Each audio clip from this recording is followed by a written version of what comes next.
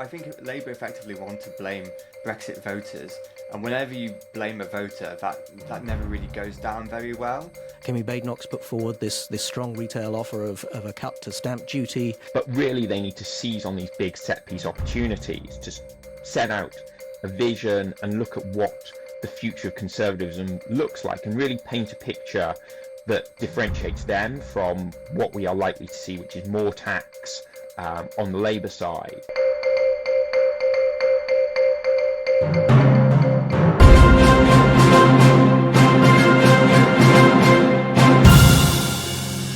From CapEx, this is The Capitalist. I'm Marc Sidwell, and my guests today are John Oxley, a writer and strategist, and Robert Midgley, a communications advisor who's previously worked at 10 Downing Street. Welcome both.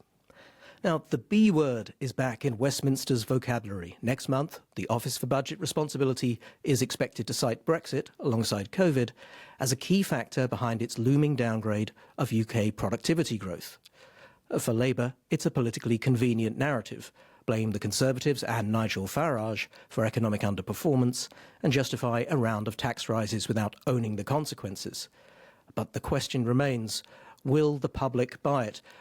John, last year at the autumn budget, Rachel Reeves talked a lot about black holes in the economy, blaming the Conservatives for the tax rises that she brought in. She promised she wasn't going to have to do it again. Now she's going to have to, and this time round, she's blaming it on Brexit. Is this just getting her excuses in and not facing the consequences?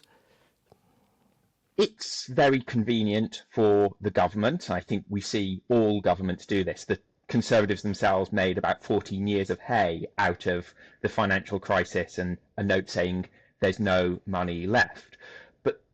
And one of the things that is helpful for the government, if you look at the polling, there's a real sense that a majority of people now see Brexit as a mistake or as something that has been handled badly.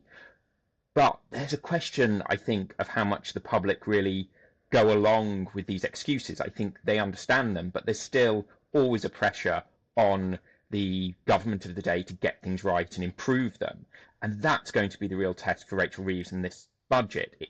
Brexit gives a bit of political cover now, but I don't think it does in 2 years' time if the economy is still struggling and people are still feeling the effects of it, regardless of what they think the causes were. And Robert, I mean, John says there that Brexit with people has become increasingly unpopular, but of course with Reform UK voters, Nigel Farage supporters, they're still very much passionately convinced that Brexit was the right choice. This is intended to sort of blunt the rise of reform a little bit, perhaps, and put some pressure on Farage. Do you think that's going to cut through? So I think Labour effectively want to blame Brexit voters, and whenever you blame a voter, that never really goes down very well.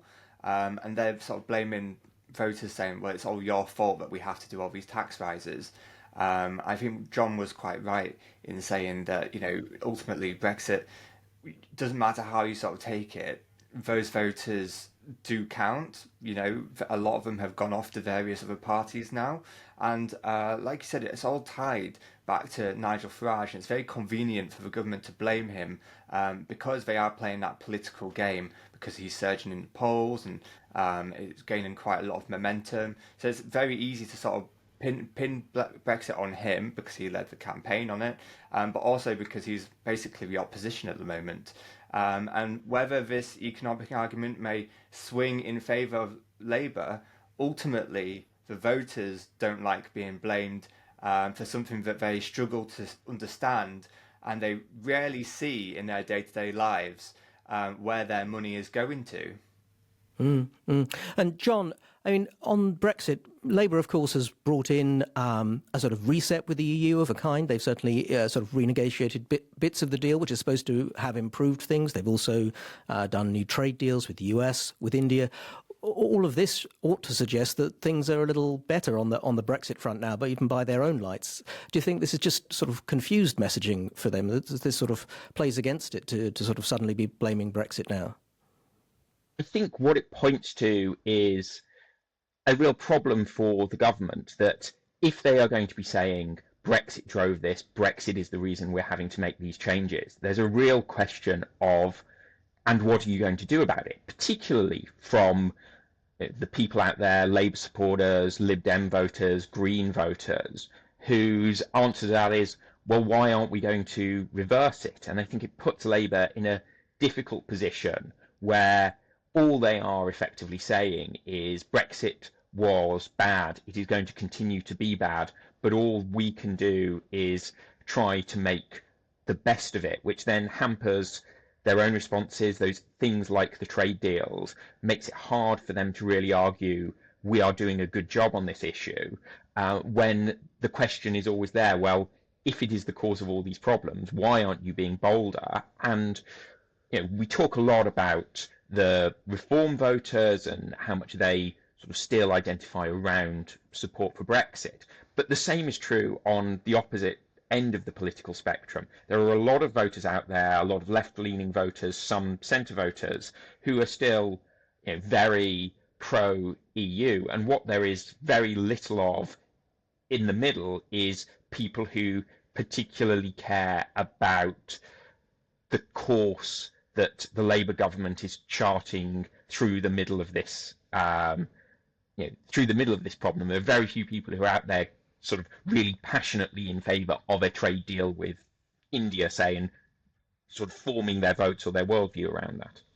Yeah, and that's they're sort of caught from both sides, as you say. It's a good point. We've had Robert just drop out there. Hopefully he'll come back. I think he's having some trouble with his line. John, before we move on, just one more thing I wanted to ask about this. We've talked about Labour and reform. We haven't really talked about the Conservatives. Now, of course, at their conference, they were very consciously setting themselves up as the party of fiscal responsibility. Whether people believe that after recent years remains to be seen. But they're very much focusing on this because I think they think the polling shows that on the economy is still their greatest strength with the public.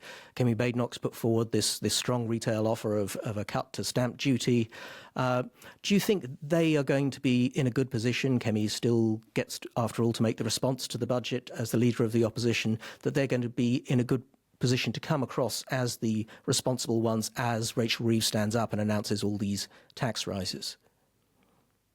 They should be, and it should be a real focus for the Conservatives in the next month or the next few weeks of building out what their vision for the fiscal future is. I think one of the things that we've seen is the Conservatives wanted to take time, but really they need to seize on these big set-piece opportunities to set out a vision and look at what the future of conservatism looks like and really paint a picture that differentiates them from what we are likely to see, which is more tax on the Labour side, and the reform approach, which is very confused and fiscally unbalanced. The problem they have with that is the most immediate argument which Labour will put forward is reform is going to be a Liz Truss budget on steroids, which the Conservatives have that baggage that both on overall high level of taxation and spending that they ultimately delivered, but at the same time, when they tried to row back from that in the mini budget, it was a political and economic disaster. So it is really hard to try and shake that baggage, but if they are going to do it, the opportunity is there with budgets when you get these big set pieces, and as the opposition, the formal opposition, regardless of what the polling's saying, you are the party that needs to respond, but you have to do it credibly, and that's very hard for the Conservatives at the moment.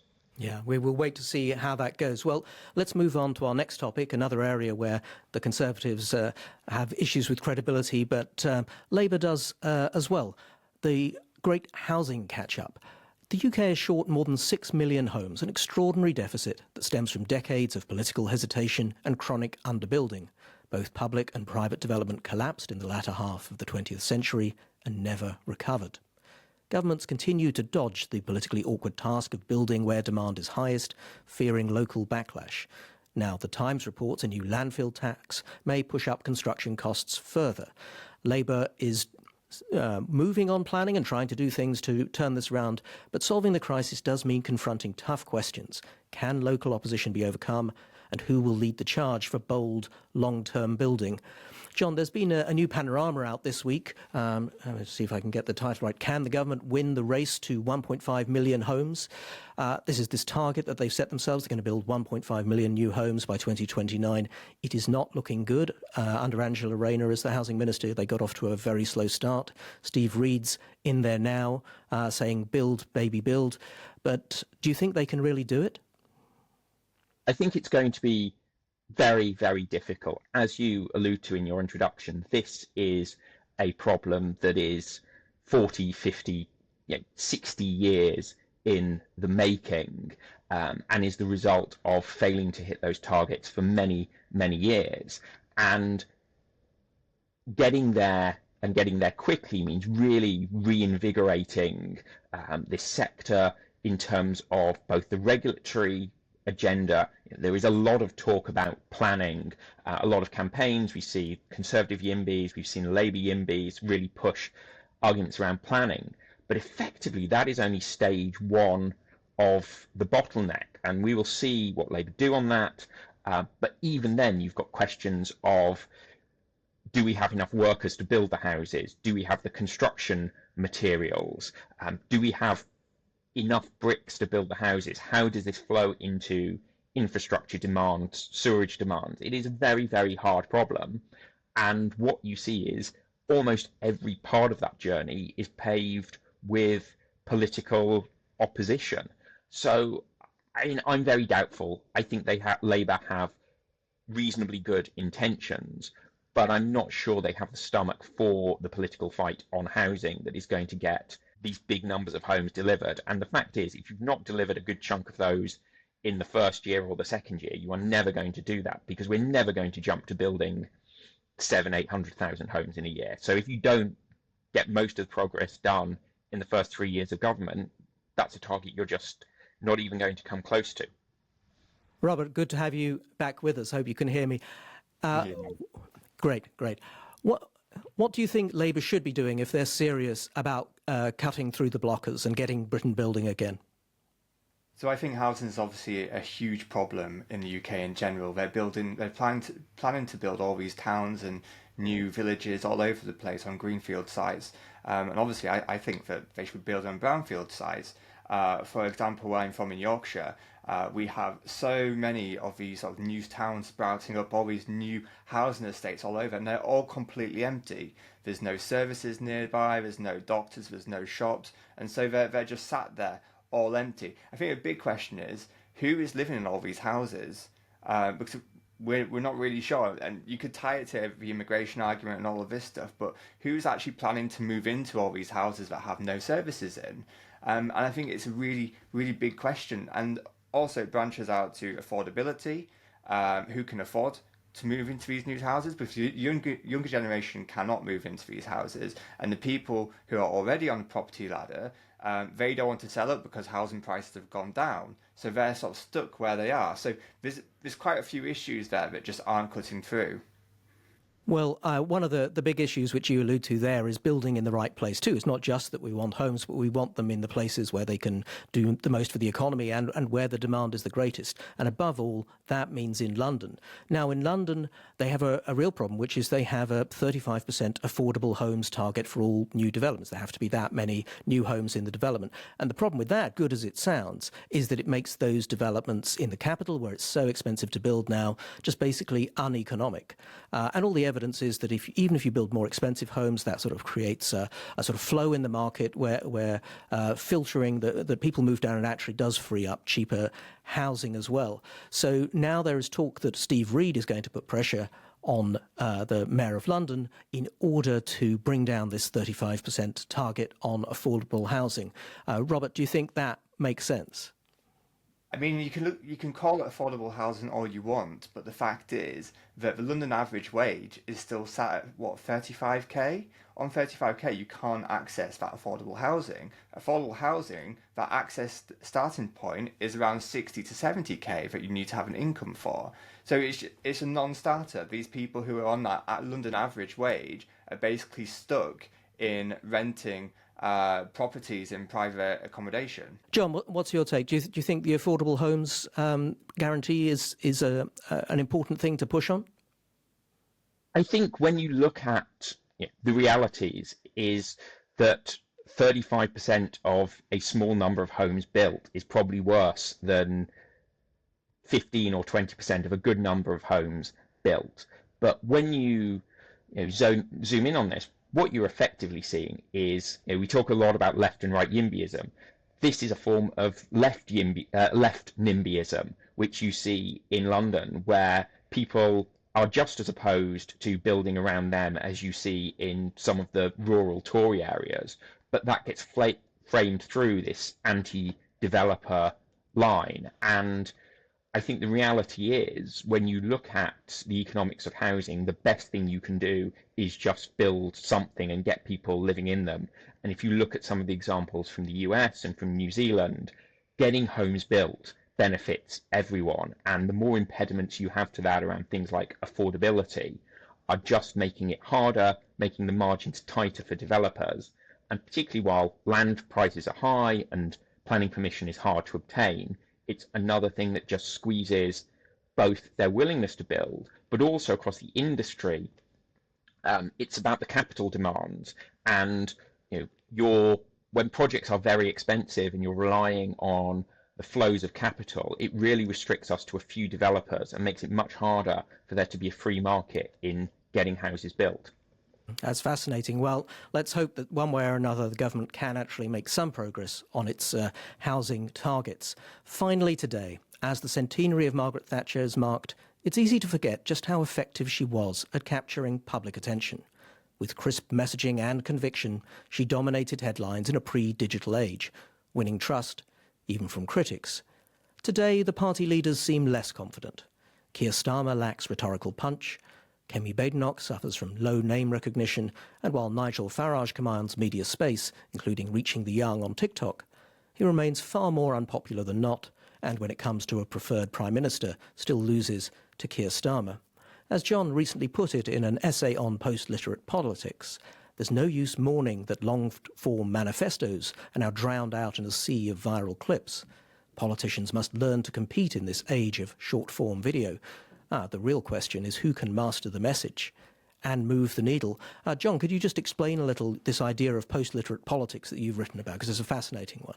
Yes, and obviously I would recommend people go and read what is sadly a long-form article. But I think what we've seen recently is, and you look at stats across a number of things, fewer people are reading less, and as a result of that, we're seeing much more people paying attention to things like TikTok, things like Instagram Reels, these really short, punchy, new forms of communication, which are much more emotive in their impact, far less bogged down with facts and explainers. And this is as much of a challenge to political communication as television was before that, or as radio and the rise of newspapers and printing has been historically. It's a change in the way people take their information and what they're looking for, and you've got to engage with that rather than trying to resist a tide. Robert, I see you nodding there. I mean, you've worked inside Number 10 on some of these communication issues. Do you think the Conservatives in opposition are learning this new language of communication at all? I think they're slowly catching up, yes. I was speaking on another podcast recently about this, and we're very much in a sort of convergence phase of media. You look back to, say, World War II, when you used to get your news headlines from the newspapers or radio, and you think about that press office structure that's been set up in political parties for the past 200 years. They've had that same structure, and suddenly this digital kid has come along in the past 10, 15 years, and things have just moved rapidly through a revolution. You think of, 10 years ago even, we didn't really have square videos yet. Then we had, 6 years ago, they all came along, and Instagram came along, and suddenly we went from like a widescreen video to square. Now we're looking at vertical, and that's only been in the past, I'd say, 3, 4, 5 years. So things have really, really changed, and with that is the communication methods. people's attention spans have gone down so much that people want that message within the first few seconds of a 10-second video. It's absolutely insane. And this is where Nigel Farage has really captured the sort of TikTok generation, because he's mastered that 30-second soundbite that offers that message, it offers that solution all in 10 seconds. And so that's what the Conservatives need to get a grasp of. We don't really see that from Kemi, and we certainly don't see that of Keir Starmer either. I mean, a lot of things that I see of Keir Starmer, he says words that don't really make up a sentence, and there's a lot of waffle there. You come away from it thinking, what did he just say? What was he trying to convey there? And that's where someone like Nigel Farage really cuts through. And like you said, we need to see that a bit more from Kemi, to see a bit more of her in general. John, do you think there's a natural limit to this? I mean, Farage, it's true, is very good at this. He's doing very well on TikTok. He has an ability to sort of come across as very sort of relaxed and authentic. But at the same time, he is still very unpopular. I mean, he has 30% of the public or so that likes him, which is more than most politicians, but then he has like 60 plus percent who really don't like him at all. Can that communication skill get him over that hump, or is there a natural limit to what he can do with TikTok? I think there's a natural limit. I think one of the things you really see about this sort of content is it's much more about reinforcement than persuasion. It is, confirming your views. It is supporting the views you already have. And TikTok and other apps skew very politically towards the sort of demographics who are more likely to be left-leaning. And I think one of the interesting sort of case studies here is if you look at Die Linke, the German sort of far-left party. They did very well in the recent federal elections off the back of a very strong TikTok campaign. And what we're starting to see now in the same way, Zach Polanski, his leadership campaign was run very well through those sort of videos. Since he took over, Green Party is putting out more of that as official content. Its poll numbers are rising. I think the thing with political communication is there is always a limit on who can you persuade. But what this is good for is motivating those people, getting those people who are your target audience to really care about what you're doing, and ultimately to get them to go out and vote. And that's where the difference is made. Robert, do you think it's true that social media is going to encourage these younger generations to vote? Because, of course, British politics has become rather captured by older generations. Pensioners are much more likely to vote. Younger people are eligible to vote. And, of course, that age is moving down thanks to Labour. But those generations really don't tend to vote, even if they're politically engaged on TikTok. Do you think that might change? I think it will change, because I think politicians now have moved away from that sort of commentary phase. And it's an advice I'd give to a lot of political people going into that realm as well, is that you can engage in the commentary, but you're just being a part of that conversation. You're not leading the conversation. What you should be doing is offering that solution. You should acknowledge there's a problem, understand people, and then offer a solution to help capture that imagination, to get people talking about it. And then once you've captured them, you take them on a journey, and then you say, okay, now it's time to vote for me. And that's how to sell, how to win over time. Yeah, and John, just before we finish up, I mean, the big problem for the Conservatives under Kemi Badenoch is just getting some attention. She still has, better say than some of her rivals within the party, but still surprisingly low name recognition. Do you think that's just something that is very hard for her to cut through, and perhaps with the state of the public mood about the Conservatives, better to just take some time? Or is there something she can do to have the public actually notice that she exists and think of her as a sort of potential alternative to Labour? I think it is hard. And in particular, when you've just gone into opposition, most people, the reality is most people aren't even thinking about who they're going to vote for at the next election. And one of the things that we forget about, we talk about the rise of Reform. Reform as a party is very young, but Nigel Farage has been in this game pretty much my entire lifetime, building up his brand. So I think it is very hard for a new leader of the opposition to break through and really have that name recognition.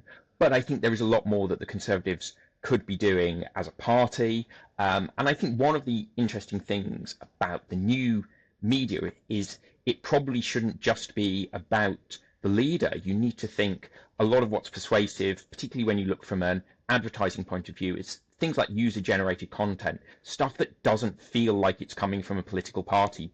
Is people are more receptive to it. They trust it a bit more. They don't think, what is this leader of a party trying to tell me? So I think the big thing for the Conservatives is that there's a lot of opportunity there because people aren't paying a huge amount of attention. You can try things out, see what sticks, see what works, and use that to build up your armory ahead of, when we get into 2028 and suddenly everyone's starting to think about the election. Yeah, fascinating. Well, opportunities there, and will we see the Conservatives encouraging TikTok dances in favour of cuts to stamp duty? We'll wait and have to see. But Robert Midgley and John Oxley, thank you both very much. Make sure you're subscribed to our daily email briefings. Go to capex.co. That's capx.co. I'm Marc Sidwell. Goodbye.